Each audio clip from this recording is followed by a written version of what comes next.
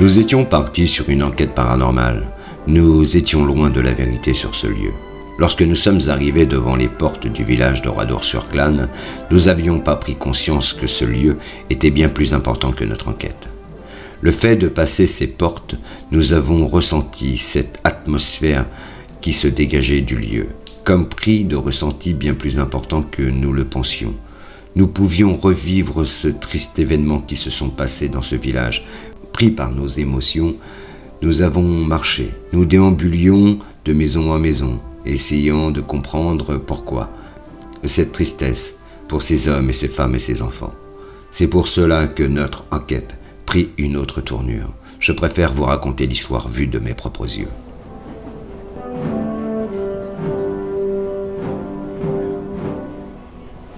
Reprenons au début.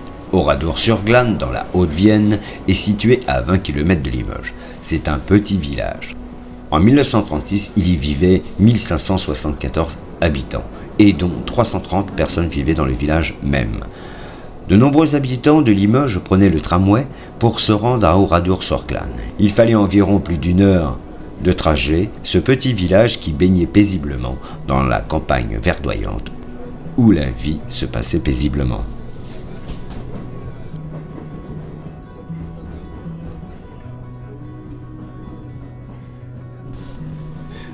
Voici le récit d'un enfant d'Oradour-sur-Glane. Il dit « Oradour était très attentive à l'évolution de la situation. Début 1942, mon père acheta un poste de la TSF qui nous permettait d'entendre à la radio de Vichy les succès de Tino Rossi et de Charles Trenet, exceptionnellement. Et avec beaucoup de difficultés, il arrivait à capter l'Angleterre, station que nous ne comprenions absolument pas.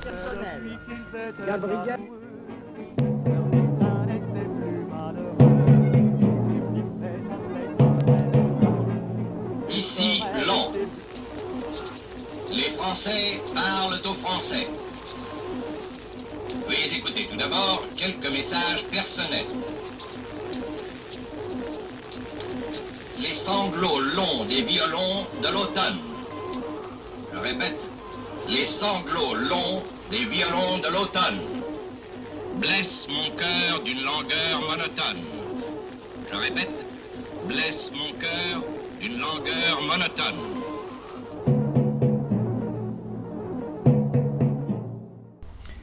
Le 5 juin 1944 à 21h15, l'introduction musicale vient de se terminer. Les messages personnels commencent. Les premières notes de la 5e symphonie de Beethoven, en morse, est un V comme victoire. Les Français parlent aux Français. Veuillez écouter d'abord quelques messages personnels. Et puis le premier vers est tombé. Les sanglots longs des violons de l'automne. Je répète, les sanglots longs des violons de l'automne. Et le pied tant attendu est enfin lancé. Blesse mon cœur d'une longueur monotone. Je répète, blesse mon cœur d'une longueur monotone. Au même moment, la flotte a quitté l'Angleterre et le débarquement est maintenant une question d'heure.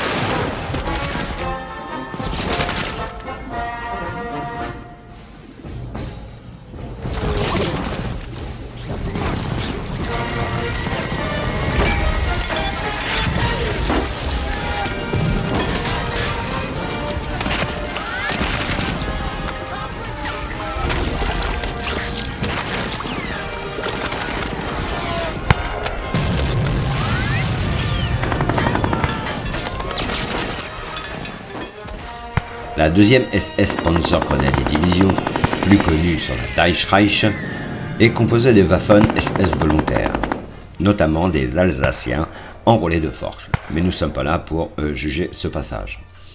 Cette force est l'une des plus importantes troupes allemandes qui est stationnée en France. Cette division est constituée de 20 bataillons et de 900 hommes. Les troupes sont placées dans des endroits stratégiques où elles peuvent réprimander les maquis et intervenir rapidement en cas de débarquement sur les côtes atlantiques ou méditerranéennes. Une fois arrivée, la division SS à Saint-Junien fait demi-tour et remonte sur Oradour-sur-Glane. Il est environ 14 h le 10 juin 1944, lorsque les événements de la SS Deichreich investit Oradour-sur-Glane. Très vite, le pays est bouclé. Ses habitants rassemblés sur un champ de foire. Les femmes et les enfants sont enfermés dans l'église, tandis que les hommes sont conduits dans différents lieux. Après, le carnage commence, fusillés, brûlés vifs, 642 personnes, dont 247 enfants, connaissent une mort horrible.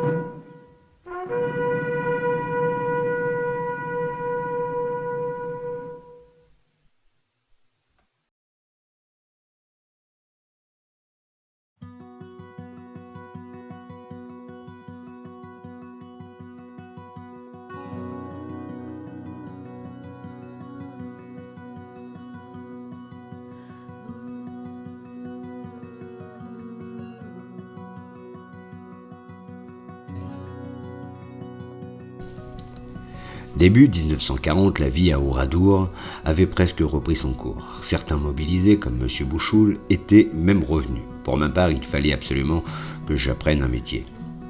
M. Poutarou, le garagiste, m'accepta comme apprenti, malgré mon souhait de devenir pâtissier. Malheureusement, les 10 mois que j'ai passés chez lui ne furent guère profitables dans la mesure où je faisais office de nounou. Le peu de travail qu'il avait ne permettait pas à mon patron de m'enseigner son savoir. Et pour aggraver les choses, la restriction de l'essence était entrée en vigueur dès mars. Pour pallier le manque de carburant, les véhicules autorisés à circuler durent s'équiper d'un gazogène, appareil fonctionnant au bois ou au charbon de bois, qui, en brûlant dans une chaudière, produisait du gaz en remplacement de l'essence.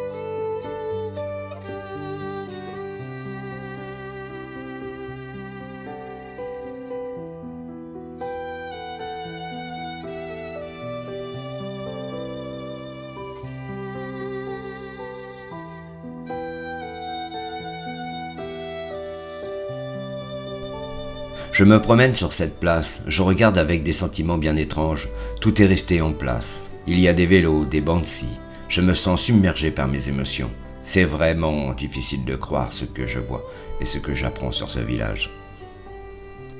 Oradour devait s'adapter aux rigueurs de la guerre. Les habitants mobilisés dans la commune quittèrent le village dès les jours qui suivaient les hostilités. Les jours passèrent, puis chacun se rassura dans la mesure des nouvelles du front qui n'étaient pas si alarmistes et ne faisaient pas état de bataille comme on avait connu en 14-18. L'efficacité dite absolue de la ligne Maginot contribuait certainement à l'apaisement des plus inquiets. Des femmes achetèrent de la laine chez Jules Leblanc pour tricoter pulls et chaussettes destinés aux soldats, en prévision de l'hiver. Pour tous, le conflit serait de courte durée.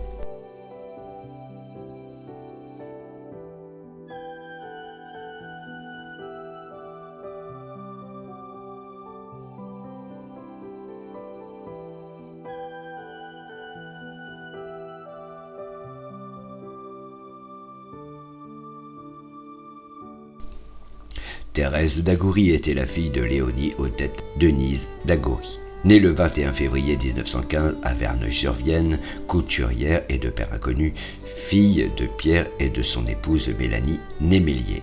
Elle était domiciliée avec sa grand-mère au bourg d'Oradour-sur-Glane. Sa mère y exerçait un métier de couturière et sa grand-mère tenait une cimenterie, un café et louait une salle pour les cours de musique. Elle fut victime du massacre perpétré de la SS du 1er bataillon du 4e régiment d'Eichführer et de la 2e SS Panzerdivision d'Eichreich et brûlée dans l'église avec sa mère, sa tante, sa grand-mère, sa cousine et l'ensemble des femmes et des enfants d'Oradour-sur-Glane. En montant ces marches, les femmes et les enfants ne pouvaient pas imaginer que cela serait la dernière fois. Et lorsque j'ai monté les marches aussi, je ressentis une énorme peine à l'idée de penser à ceux qui ont perdu la vie ici.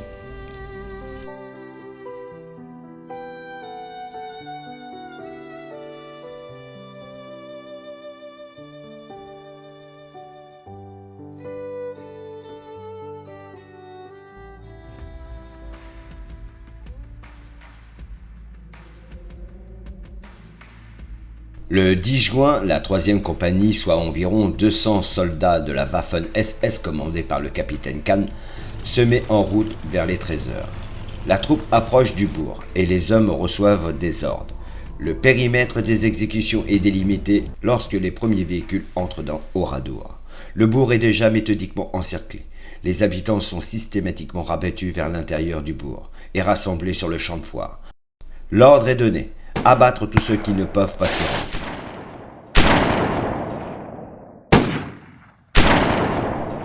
Le petit André nous explique ce qui s'est passé sur le champ de foire en 1944. Écoutez bien, c'est très intéressant. Un ordre fut donné en allemand, et le groupe de femmes prit le chemin de la sortie du bourg. C'est du moins ce qu'on pensait.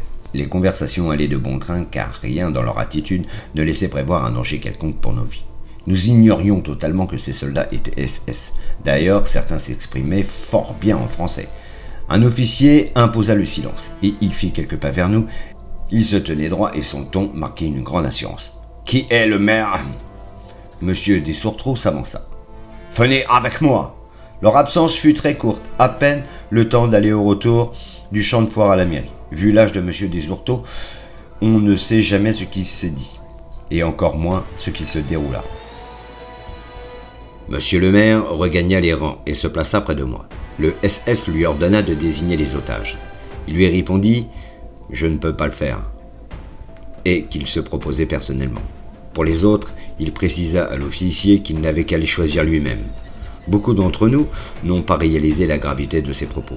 Je dois avouer humblement que je n'ai pas saisi le véritable sens de cette demande. Pour moi, un otage ne pouvait pas être mis à mort. À partir de ce moment, les femmes et les enfants sont mis en groupe et sont conduits pour aller dans l'église.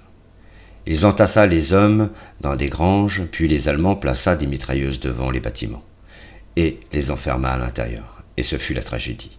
Je laisse votre imagination pour imaginer l'ampleur du massacre et de l'horreur qu'ils ont pu vivre.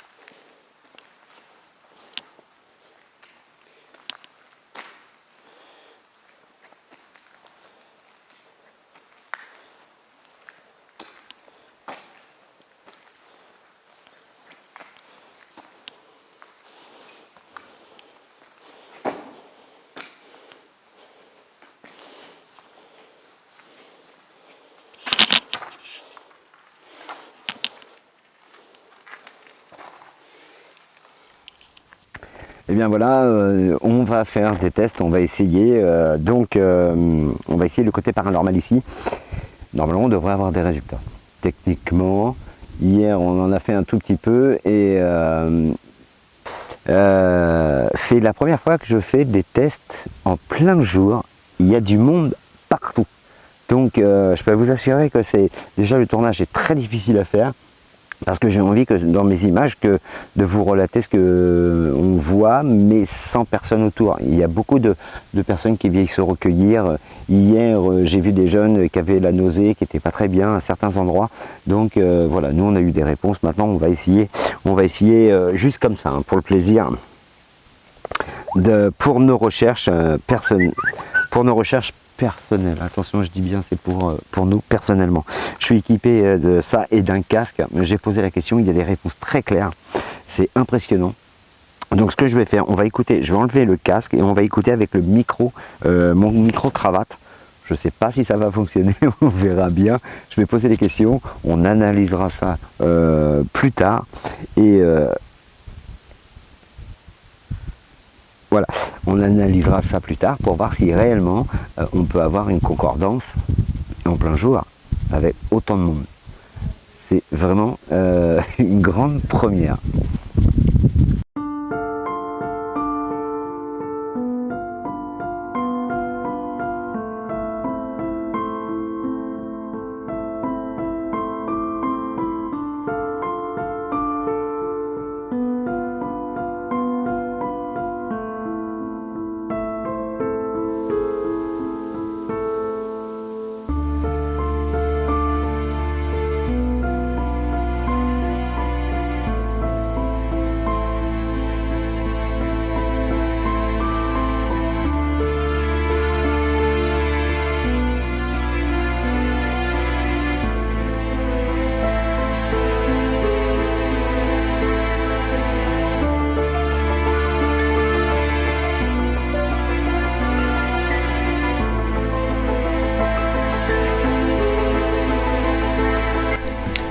Oradour-sur-Glane.